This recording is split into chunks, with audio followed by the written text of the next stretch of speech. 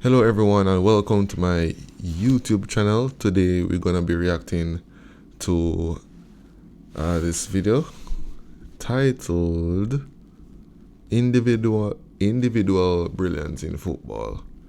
And before we get into it, please feel free to join the channel, subscribe, like and share. Send this to your friends who love football, because this video specifically is about football things. They don't know. We love the ball game. Ball game is life. Is it? So, yeah. And also feel free to comment down below and comment your different opinions on whatever we're gonna encounter in this video right here. So, individual brilliance in football.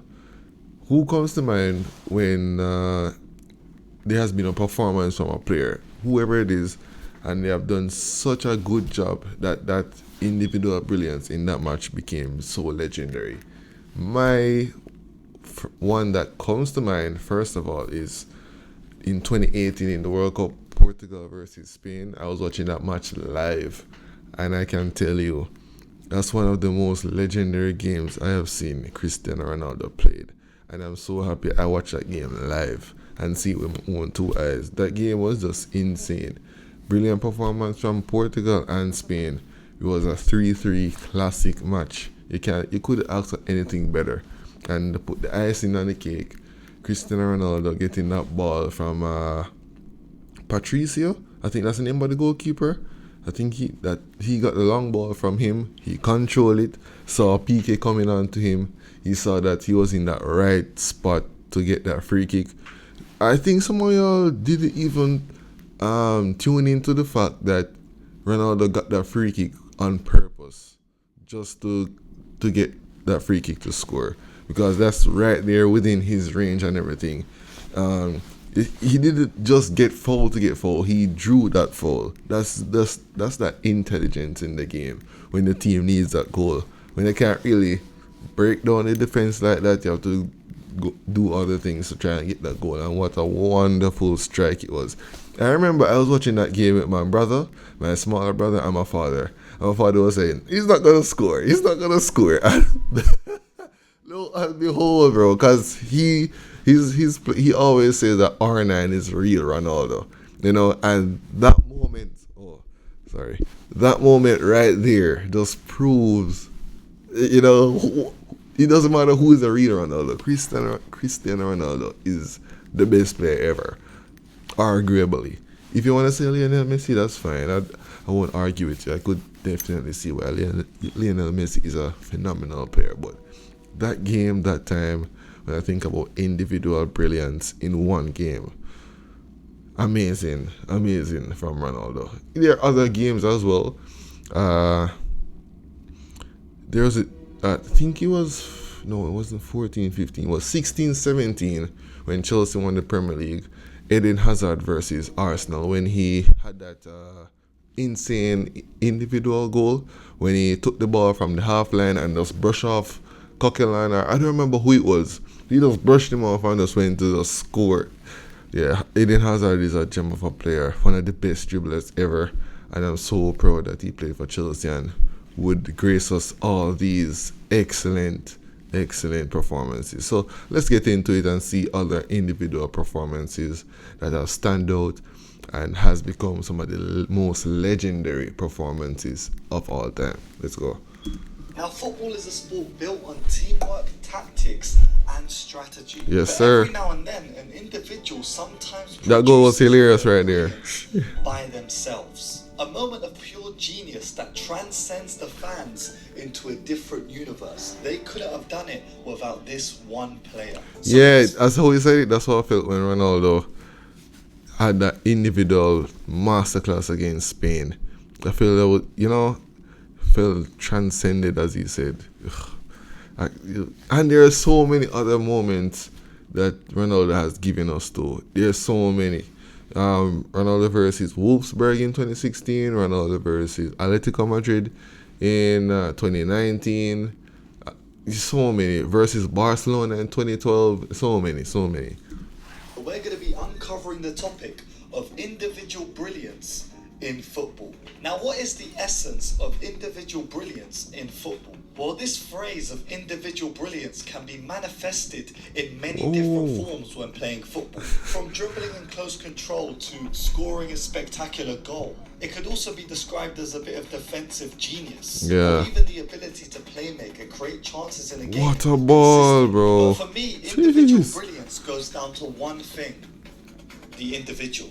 Because without this player, without this moment created Fucking by Ben them, Arfa, there man. is nothing. Jeez. From the likes of Messi getting a pass from Busquets and running past the entire Real Madrid back line before finishing into the bottom corner. That goal was crazy. Lionel Messi is beyond human, bro. He is. I don't think he's a human being.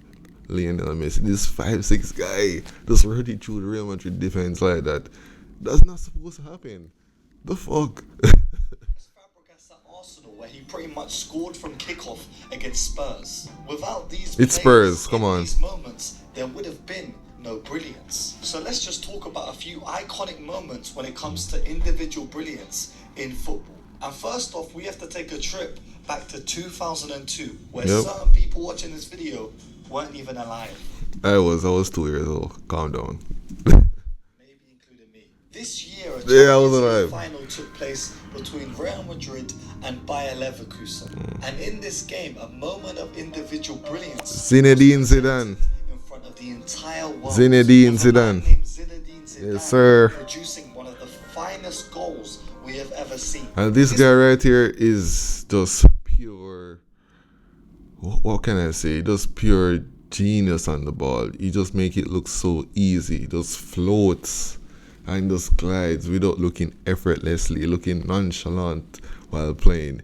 You know, he's graceful, man. Like just graceful. He just. I can't describe it, bro. Go watch some skill videos of Zinedine Zidane. That guy's a baller. Absolute baller. And he's tall and strong too. So he has the perfect build for a midfielder as well. You know? And he has a lot of power. And he can pick that pass, has the vision, everything. Heading ability too. Yep. Final that Real Madrid were expected to win, because even though the Galacticos era wasn't fully underway, it was still Real Madrid against Bayer Leverkusen. And with the game tied at 1-1, there was And that time, Bayer Leverkusen was a big club too, you know? Yes, they're big right now, but throughout the years, like in the 2010s, they weren't that much as a threat in Europe or in the Bundesliga, but at that time they were good. They're very good, having players like Michael Ballack and so forth. one man that was going to rise to the occasion and make this game his. OG Roberto Boots. Carlos would bombard down the left-hand side of the pitch before putting a lofted ball into the edge of the 18-yard What a goal. box. Look And at there it that. would fall in the path of Zidane. And with this almost majestic-like technique, he would volley the ball with his weak foot into the top corner. Top corner, This moment bro. of sheer individual brilliance would win Madrid their What a ninth volley. European Cup, and remains one of the best executed goals in Champions Yeah. League history and also football history. Yeah. Without Zidane In the finals too. Yeah, this is probably one of the best goals in Champions League finals history. This goal, and you have the goal with Gareth Bale in the 2018 finals too. Yeah, that was a spectacular goal. If I was to choose one, I would go with Gareth Bale's goal, because I think that was a harder goal to pull off, even though you can argue that Karius wasn't in the right state of mind, because there was some speculation going around that he had a concussion, you know, but Gareth Bale goal is better. that day, I'm not trying to downplay this one. It's absolutely good, but this goal right here, whoo, is in the museum of the Champions League, I'm telling you.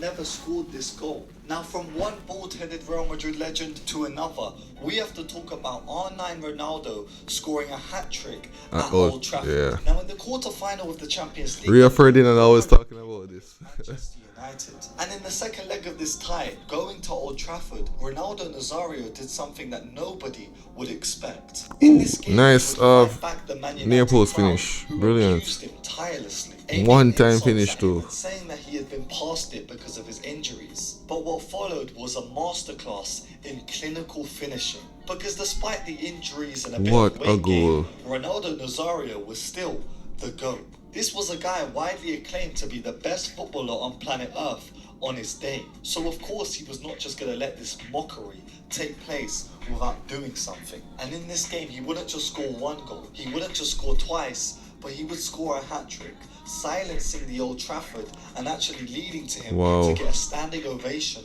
when being substituted in the game. Getting a standing ovation at another stadium, bro, is something that is legendary, you know, because rarely you have fans applauding a player on another team. You have to be doing some excellent things on the field during that game. Yeah. Rare sight to see, especially from Man United fans. Yep. Now from it's just respect, you know. At Old Trafford to David Beckham, who was pretty much raised at Old Trafford. We have to talk about David Beckham's heroics versus Greece in the World Cup qualifiers back in 2001. Now back in 2001, England faced off against Greece in their final World Cup qualifier, with them needing at least a draw to qualify for the 2002 World Cup. And with the team struggling during this game and time running out, it was David Beckham that stepped up when England needed him most. Bend it like Beckham. He really took matters into his own hands and started dictating the entire flow, driving forward, winning fouls and creating chances. But it would be in stoppage time where his moment would truly come to fruition, as England would earn themselves a free kick with the time ticking down. And honestly, watching back, it looked virtually impossible. A free kick from 30-something yards out. You can't give guys like this free kicks in the dying moments, bro. Like, it's better if you just let him through, you know. I mean, what can you do? Like, it's just brilliance right there at this point. Just individual brilliance. Really thought what would happen would happen. Because David Beckham, the standstill pressure, stepped up to take this free kick. And with the crowd roaring on and the moment just getting more and more tense, David Beckham called the ball. What a goal, what a goal. Unstoppable. He is good at this and bent into the corner of the goal. Unstoppable. England into a frenzy, but also into the keeper didn't even move. And this was a defining moment of Beckham's career, silencing the doubters that had hated on him for so long. And what did it all go down to? A bit of individual brilliance. A moment of magic in a game that nobody really saw would go this way. Now in the round of 16 of the Champions League back in 2012, Barcelona came up against Bayer Leverkusen. Why is Bayer Leverkusen holding all the smoke in this video? I don't know. And this was no ordinary Barcelona side. This was a Barcelona side that had 2012 Messi. And Messi... You see, this guy right here, bro, I think he scored 91 goals in this calendar year, I think in 2012. Do you know how insane that is? I don't think this record will ever be broken. Probably in the next 100 years or 50 years. Maybe the spawns are next Lionel Messi or Cristiano Ronaldo or something. But this season right here, bro, is in the upper echelons of top football seasons of all time. Or if not the best individual seasons of all time. This guy scored 91 goals, bro. I think he scored 4 in this game. I think so.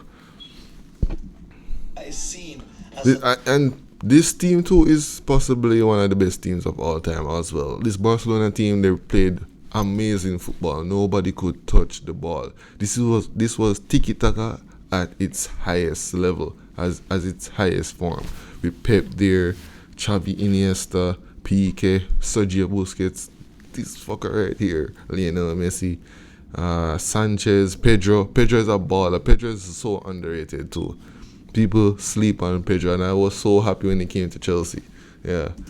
Mythical creature, a man that would score 91 goals in the entire calendar. That's illegal, bro. Represent Qatar. He scored more goals than Chelsea and Dortmund. This guy would rule football this year, and Bayer Leverkusen would be one of the victims of his ruling. In 2012, Messi became the first player in Champions League history to score 5 goals in a game. Wow. And Barcelona absolutely annihilated them, bro. 7-1. It was the Argentinian Smurf that Pep, was take him off, bro. What we doing?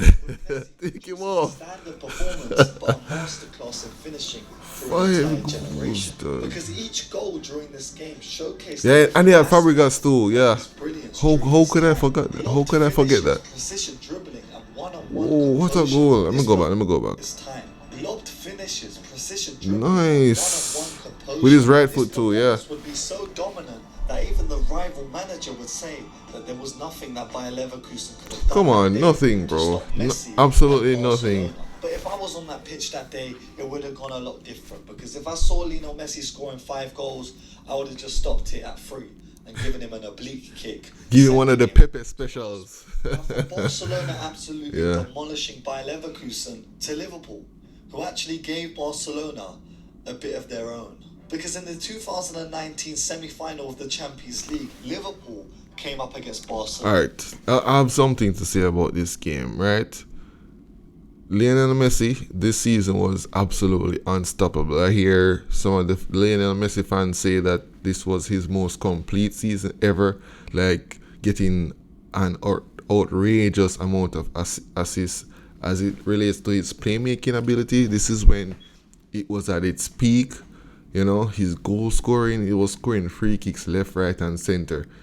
If you guys didn't know, Cristiano Ronaldo started scoring more free kicks first in his career. Lionel Messi wasn't the best free kick taker when he just started, but as he matured into his career, that's when Lionel Messi really started to get the hang of the free kicks. And this season was a testament to show that, hey, this guy, you see the free kick he scored in the first leg, bro?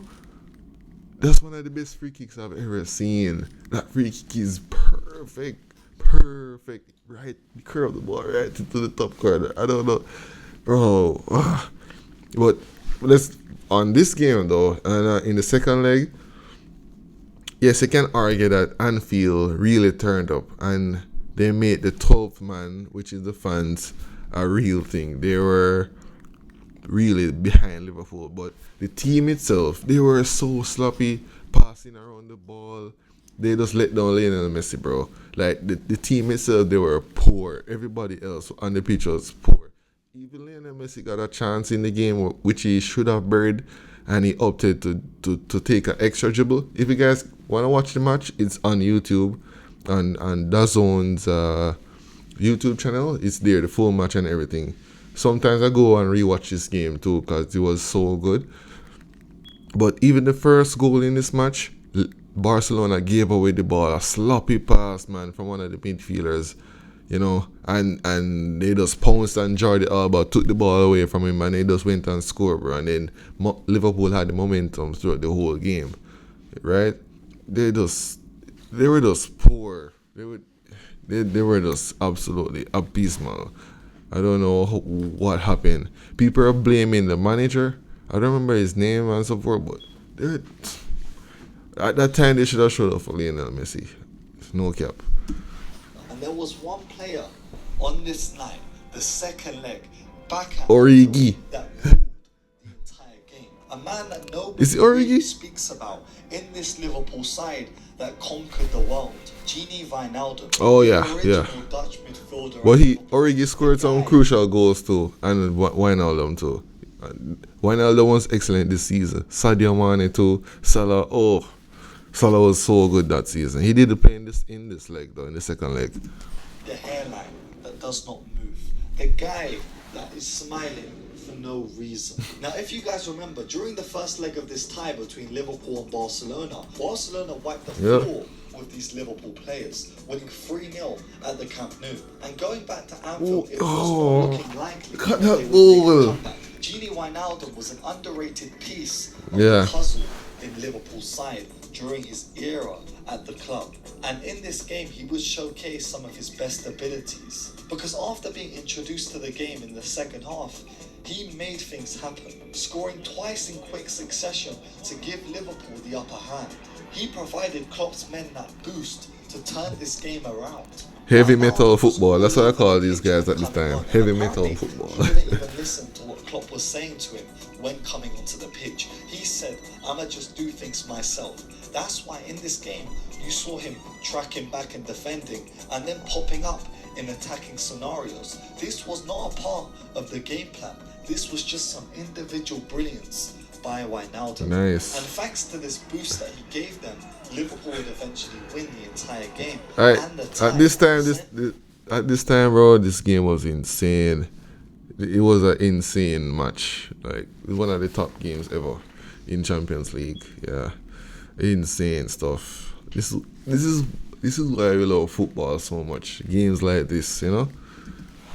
To a Champions League final against Spurs and completing one of the greatest comebacks in football history. Now, another moment of individual brilliance that happened in a very important game was Kylian Mbappe scoring a hat-trick. I thought this guy was going to talk about Ronaldo. Okay, fuck. Now, back in 2022, there was a World Cup, and I also had hair. And in this World Cup, a final would happen between Argentina and France. And yeah, this was one of the best finals too. It was so entertaining. End to end was like rivalry as well, fighting during the game. I really loved it, man. It was such a good match. And Mbappe, absolute baller. He went into Super Saiyan, Super Turtle, Super Ninja Turtle, and just give it his all. But in the end, you know, he did win. That's how it is. That's how the game is sometimes. You win some, you lose some. See some of the best football we have ever seen in a World Cup final. Kylian Mbappe, Di Maria was good too. Messi, a GOAT of the game.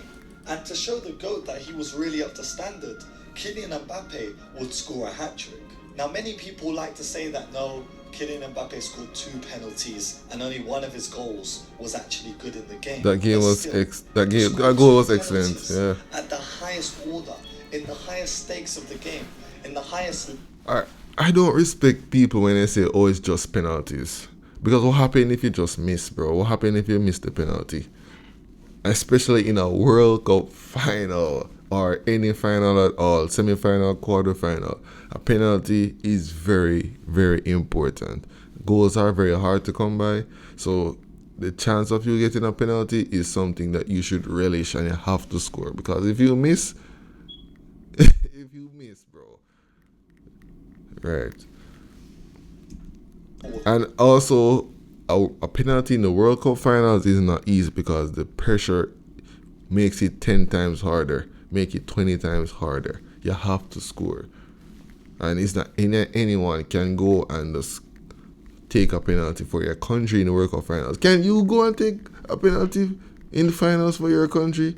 Can you do that with billions of people watching at the same time? Like, it's not easy, bro. It looks easy, but it's not.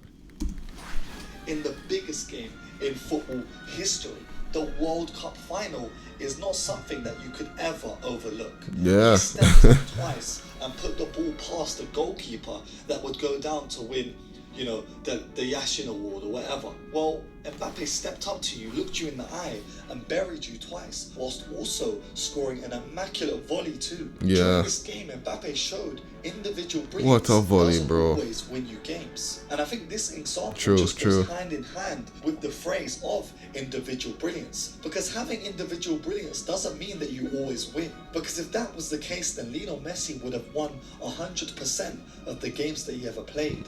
Individual brilliance just goes down to a player playing their heart out. But you guys tell me, what is your putting a heart on the line and your passion and everything, and put it everything out there, yeah. Example that we could possibly talk about in a sequel to this video. This has been Jib Rules, back with another video. Make sure. Yo, what a brilliant video. I love this one. Individual brilliance is such an amazing topic to talk about. I did share my my individual brilliance moment, you know, with CR7 2018 versus Spain. Yeah, if you guys want to share your your most memorable individual brilliance in football, just feel free to leave it in the comment section below. We can talk about it. And if you like this video, give it a like, give it a like, share it, and comment also, and subscribe. We're on the road to 500 subscribers. We're going a step at a time. So yeah, so I'm out. Peace.